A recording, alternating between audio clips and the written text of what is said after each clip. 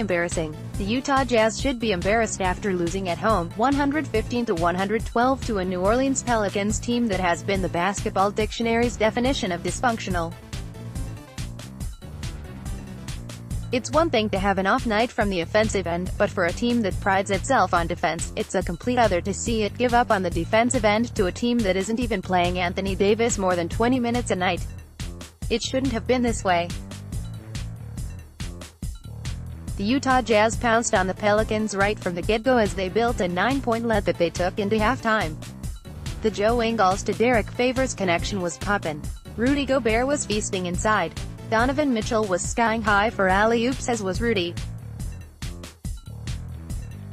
Kyle Korver had 4 threes in the first half. Jay Crowder was locked in from deep as well. Then halftime happened. Anthony Davis wasn't getting as many minutes and a lethargic Pelicans team was given a window to believe in themselves as the Jazz grew lazy in the third quarter with lackadaisical defense. Julius Randle and Drew Holiday started getting to the rim and barely being challenged. The Jazz looked as though they thought the Pelicans would give up, but why should they? The Pellies had just taken down Denver. They knew they could stand up to anybody with or without Anthony Davis.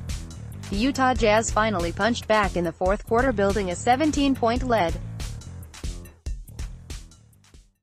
That lead fell to just 10 points when a fateful sub occurred with 7.5 minutes in the game. Ricky Rubio and Rudy Gobert checked in for Kyle Korver and Derek Favors. Now is this game's loss fully on their shoulders? Of course not. But Quinn Snyder had to recognize that Rubio just didn't have it for this game. He also had to recognize that Derek Favors was rolling with beast mode again. Rudy Gobert was having a great game, too, but he could have waited until the Favors show lasted a little longer before he ran out of gas. With Rubio in, the Pelicans swarmed the Donovan Mitchell-Rudy Gobert pick-and-roll. They had one less shooter on the floor to worry about with Korver out and stayed pinned on Crowder and Korver. Spacing died. Donovan Mitchell began to get tunnel vision. Rudy Gobert struggled to finish. The Jazz, who had a 10-point lead, were rushing through possessions. Quick shots, turnovers early in the shot clock by Donovan and Joe Ingles. That left them down 6 with only 2 minutes to go. Utah had to play perfect to win it. They put on a brilliant fireworks show. Rudy Gobert had an amazing block which went to Donovan Mitchell, who converted the layup and the and-one. Utah had another great defensive possession and Donovan Mitchell converted. They had another great defensive sequence and the Jazz took the lead. The Utah Jazz then had another brilliant defensive possession, but they didn't get the rebound. Elfrid Payton scored on the offensive rebound and put back. They had to play perfect. They didn't. They lost. To be honest, Quinn Snyder should be ready to take some blame as well. Utah has a difficult problem right now. Ricky Rubio fits better with a bench unit that features more shooting. Donovan Mitchell looks more and more like a PG and fits better next to Royce O'Neal, a catch-and-shoot floor spacer at the 2. Derek Favors plays better when Rudy Gobert is off the floor and vice versa. These players get better value and reach higher heights without each other, but because of egos, or possibly contract language, they start or play a lot together, not so much Favors and Gobert but Rubio and Mitchell. Quinn has some tough decisions to make. Rubio is an up-and-down roller coaster. Donovan Mitchell works amazing as a 1 even if he doesn't like the increased workload.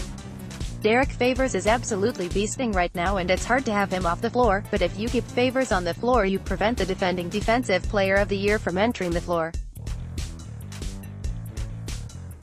Might be time to ruffle some feathers in the locker room now, so the team has a month to get settled before the playoffs.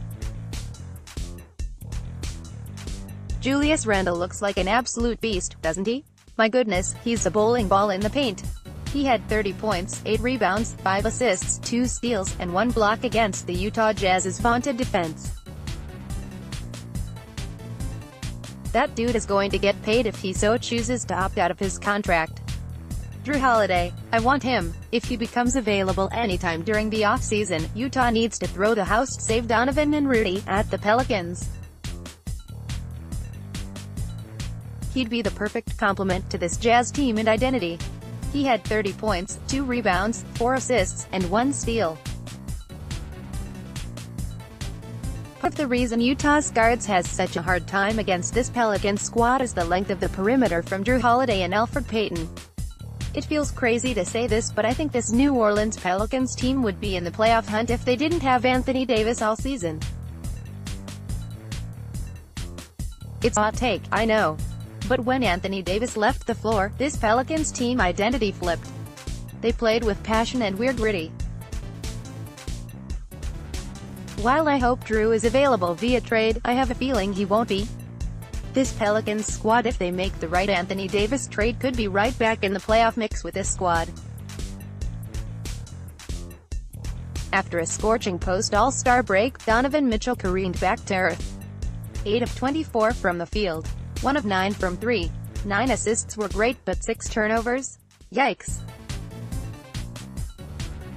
Drew Holiday is one of the best perimeter defenders in this league, and he made a statement tonight with Donovan Mitchell being his receipt. Derek Favors is flat-out beasting. He had 16 points in 23 minutes with 4 rebounds and 2 blocks. Rudy Gobert was great too, with 19 points, 19 rebounds, and 2 blocks. I'm not going to rehash the dilemma of balancing their minutes, but man, the Jazz are way too top-heavy with talent at the center position right now. The bench continues to do its job. I said on Twitter after the Milwaukee game that Utah's bench has been fan-damtastic. That continued with Kyle Korver scoring 20, Jay Crowder scoring 20, and Royce O'Neal playing his tail off defensively. Quinn might have needed to trust the bench a little bit more to carry this win. Utah has a lot of thinking to do before their rematch with the Pelicans, which is on Wednesday in New Orleans. They'll get a chance at revenge, but this loss hurts. They could have pulled within 1 game of the Houston Rockets and 2 games of the Thunder and Blazers. Instead, they fall to 2 games back of the Rockets, and 3 games back of the Thunder and Blazers. They have the inside road to home court advantage if they can just resist the urge to play down to their competition.